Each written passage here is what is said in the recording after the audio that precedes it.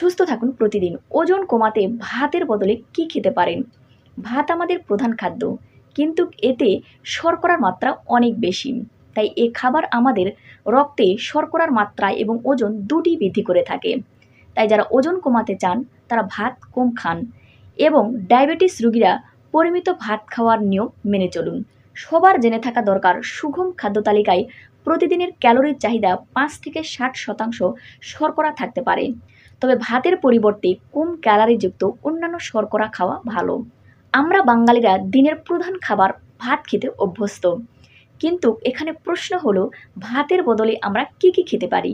এছাড়াও শর্করা হিসাবে লাল আটার রুটি, মুড়ি, চিড়া, চিয়া সিডস ইত্যাদি কিন্তু স্বাস্থ্যকর। গ্রামের অনেকেই ভাতের বদলে মিষ্টি আলু সিদ্ধ করে খান, তবে এ আলু শর্করা হলেও প্রচুর আঁশ থাকায় জিআই কম।